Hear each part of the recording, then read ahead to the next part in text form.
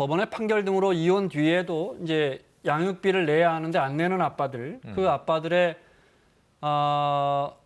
이름과 얼굴을 공개하는 배드 파더스라는 인터넷 사이트가 있는데 신상이 공개된 아빠들이 이 사이트 관계자를 명예훼손으로 고소했고 내일 재판이 열립니다. 신원을 공개한 건 저희가 보도한 적이 있어요. 네, 이 홈페이지에 대해서 그때 사회적으로 논란이 됐을 때. 네. 양육비 미지급 부모의 이제 이름 이런 것들이 이제 신상이 공개되다 보니까 네. 개인 정보가 공개됐고 지금 또 보고 계시는 이 사이트입니다. 명예훼손적인 네. 소지가 있다라고 이제 판단이 돼서 네. 실질적으로 이렇게 명예훼손으로 고소 고발된 사건들이 꽤 많이 접수되어 있는 상황입니다. 이 배드 파더스 측에서는 400명의 신상을 공개했는데 그 중에 110건이 양육비를 지급하게 됐다. 그러니까 결론적으로는 효과가 아이 있군요. 양육비가 지급이 됐기 때문에 해결이 됐고 400명을 올렸더니 목적이다. 100명 넘게 이게 무서워서 양육비를 주더라. 네, 양육비를 지급하지 않는 것은 아이의 생존권과 직결되는 문제인데 네. 이런 방법 이외에는 우리나라 법률상으로는 해결이 쉽지 않은 부분이 있기 때문에 공익적인 목적으로 불가피하게 이렇게 공개했다라는 게 배드 파더스 측 입장입니다. 법적인 문제 좀 이따 자세히 여쭤볼게요. 이거 살짝 하나만 바로잡으면 이름은 배드 파더스가 맞습니다. 하지만 이제 배드 페어런츠로 바뀌어야 됩니다. 왜냐하면 대체로 엄마가 아이를 키우고 양육비를 담당하는 게 이혼한 아빠 쪽인데 압도적으로 돈을 안 줘서 이 문제가 터지는 그러겠죠. 거거든요. 네. 그런데 최근에 또 어떤 사건이 있냐면 아빠가 아이를 키우고 생모에 대해서 양육비 청구를 했는데 생모를 배드 파더스에 공개했어요. 그러니까 아빠만 공개되는 게 아니라 엄마도 양육비 안 내면 공개가 됩니다.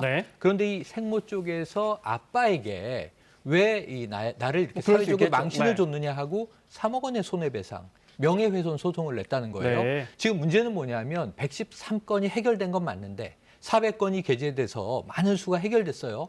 근데 이와 관련해서 명예훼손 소송을 배드 파더스 운영자가 15건 소송을 받은 겁니다. 근데 6건이 병합됐으니까 적어도 9건의 재판이 이루어지게 되는 거거든요. 그래서 이것을 어떻게 처리할 것이냐. 명예훼손으로 고소를 당한 배드 파더스 관계자 이야기 들어보겠습니다. 양육비 미지급을 해결할 수 있는 방법이 없다. 신상공개 이외에는. 그 양육비 피해를 해결한 사람이 그 공식적인 통계로 말하면 101명입니다. 101명이 해결됐거든요. 그럼 공익이 확실하잖아요.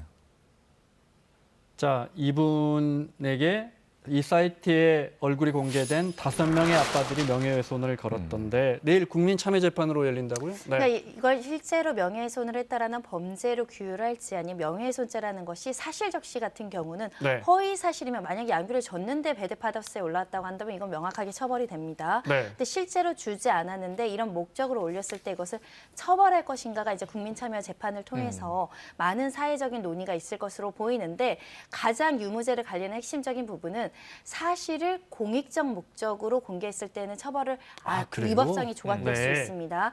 그렇기 때문에 이것을 올린 것이 망신 중이냐 아니면 양육비 지급을 통해서 우리 사회를 안정화시키고 양육비를 받지 못하는 가정들에 대한 어떤 생존권을 지키기 위한 공익적인 목적이냐 이것이 이제 법률적인 쟁점입니다. 자, 이 배드 파더스 운동을 하는 그러니까 양육비를 못 받아서 어렵게 자녀를 기르는 분들이 대부분인데 그분들 영상을 잠깐 보겠습니다. 안녕하세요. 혼자 초등학생 딸을 키우는 양육비 활동가 손민희입니다. 법원에선 전 남편이 매달 60만 원씩 저한테 양육비를 줘야 한다고 판결했지만 8년째 못 받고 있습니다. 이 손민희 씨 같은 분들이 정말 많다는 거예요. 애들이 문자를 보내도 안 봐. 답장도 없어. 책가방 사주는 게 애가 소원이었어요. 100일 무렵부터 지금까지 애기의 안부 묻는 전화며 문자는 한 번도 없었습니다.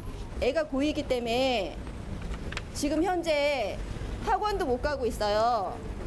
생활고로 인해서요. 재산税나 뭐 여러 가지 다 줘있거든요. 근데 자기 이름으로 된 건 하나도 없게 만들어놨더라고요. 양육비 꼭 받으라고 안 주면은 감옥에 보내야 된다고 그런 얘기를 하더라고요. 돈이 없어서. 나 진짜 돈이 없어. 근데 여자친구랑 호화롭게 여행 다니는 사진 올리고 뭐 옷 하나에 막 8, 90만 원짜리 입고 다니고. 양육비를 왜 주지 않는지 직접 찾아가 항의도 해보고 해도 아버님 아이들 생각해서 저희도 이렇게 왔는데 아버님 입장도 좀 듣고 싶거든요. 법원이 주라고 해도 안 주면 그만입니다. 저도 소송 후 8번이나 했는데 소용이 없습니다. 자, 여기까지 보겠습니다. 판결 받아서 예를 들어 그 사람의 급여를 압류하거나 이러면 안 됩니까? 그러니까 대부분은 네. 이제 문제가 되는 것이 급여 생활적으로 이제 정기적인 소득이 있거나 자기 명의의 부동산이나 재산이 있는 집들은 집행을 하면 해결이 될 수 있는데 이제 자기 명의로 재산을 하지 않거나 다른 사람 명의로 돌리거나 또는 자영업이나 이런 걸로 좀 여러 가지 소득이 불확실한 경우에는 버는 게 없다 이래버리면 강제 집행이 좀 곤란한 측면들이 있기 때문에 이런 경우에 사실상 해결책이 없다라고 이제 많이 지적이 되었습니다. 양육비 이행 관리원이라는 데는 뭐 하는 데입니까? 워낙에 양육비 그 미지급률이 굉장히 우리나라가 높습니다. 70%, 80%에 이른다고 한다 보니까 국가에서 법률 상담을 해주고요, 출시 업무를 해주고 어떤 재산 조회라든가 그 주소지를 찾는 역할들을 해줍니다. 그래요? 네. 많은 부분 양육비 이행 관련이 역할을 하고 있어 보인다라고 해서 긍정적인 효과에 대해서 많은 사람들이 이제 고마워하고 있긴 하지만 조금 더 실효성 있고 강제적인 수단이 없다 보니까 아까 보신 것처럼 7번 소송에도 결국은 못 받았다 이런 사람들이 생기고 있는 상황이고요. 양육비 이행관리원에서 한 달에 50만 원씩 당신 소득이 있으니까 주세요.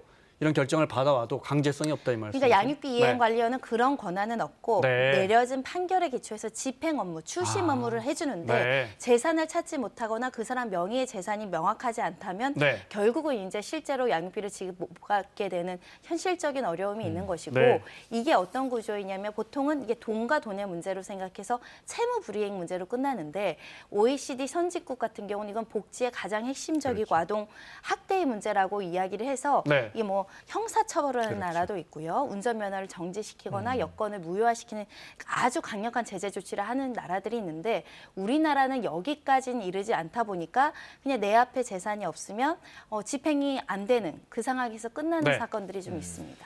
알겠습니다. 자, 나머지 주제 보겠습니다.